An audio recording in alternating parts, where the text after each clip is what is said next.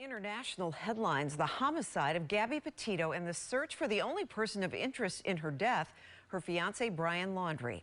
Now, months after Laundrie's body was found in Sarasota's Carlton Reserve, the medical examiner's office released the autopsy report. 8 on Your Side investigator Walt Buteau spent today combing through those documents. He joins us live from the Tampa News Center. Walt? Stacey, we now know most of Laundrie's skeletal remains were found in Carlton Reserve, and the report also reveals the type of weapon he used on himself. But one new detail fuels the mystery: a handwritten note, a wooden box, and a second notebook.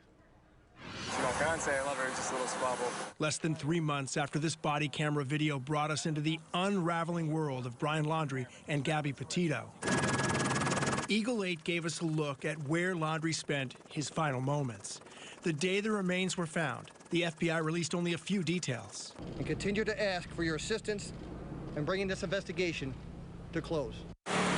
But according to the autopsy report, the next day the remains were positively identified as Laundrie, who had shot himself in the left side of his head. A single bullet was found 50 to 60 feet away, according to the report, buried in about 6 inches of dirt. The report also reveals for the first time Laundrie used a .38 caliber handgun found with 1 spent and 2 live rounds.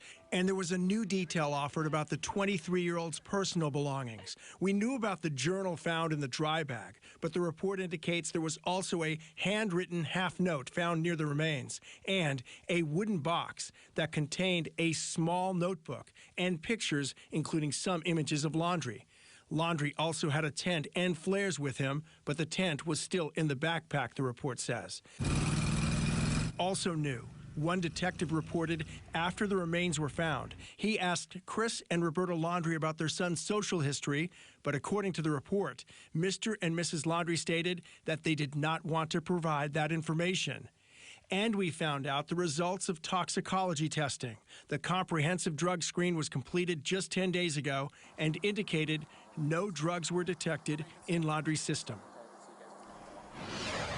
And this report also includes 13 redacted photos that we're told will not be released. No comments so far from the Laundrie's attorney, Stacey.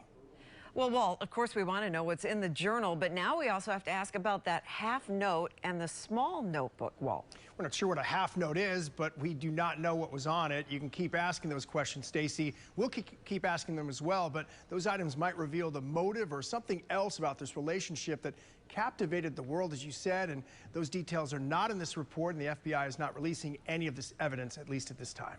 All right, Walt Buteau live in our Tampa News Center. We are hearing from a retired FBI agent who tracked each twist of the Gabby Petito case. She's using her expertise to pick up on small details others may have missed. Specifically, she is raising questions about the autopsy report of Petito's fiance, Brian Laundrie. 8 on Your Side investigator Walt Buteau spoke with the former agent. Keith and Jen, the autopsy gave us some key answers, as we've told you about, but a retired FBI agent sat down with me and emphasized the report also left us with a big question. The scene on October 22nd from Eagle 8. On the ground, investigators would find most of Brian Laundrie's skeleton. My fiance, I love her, just a little squabble. According to the FBI, a notebook found near the 23-year-old included a confession he killed Gabby Petito about 2 months after what started as a joyful journey. Have you ever seen a case like this? No. Jennifer Coffindaffer, who served 25 years in the FBI, combed through the autopsy report. Most startling to her, the determination Laundrie shot himself in the left side of the head, despite indications in the autopsy he was right-hand dominant. Coffindaffer calls that bothersome. Why bothersome? Because it does not fit with a right-handed person committing suicide with their offhand. In her opinion, that leads to 3 possibilities. Laundrie was ambidextrous. He used his left hand because he was holding something like a picture in his right hand. Or he was assisted in the suicide. I'm not a conspiracy theorist at all, but I cannot ignore facts, and statistics would say that a predominantly right-handed person does not commit suicide with their left hand. The autopsy also revealed a second notebook was found near the remains. The best shot for the public to see that or any of the evidence will be in the civil case, according to Coffindaffer, who says it'll be up to the families to release it. That evidence belongs to the next of kin, if you will. But Coffindaffer says she believes anyone obsessed with the case will remain focused on Laundrie's final decision. To me, the case doesn't end because it ends with a question mark. How or why did he choose his non-dominant hand to shoot himself?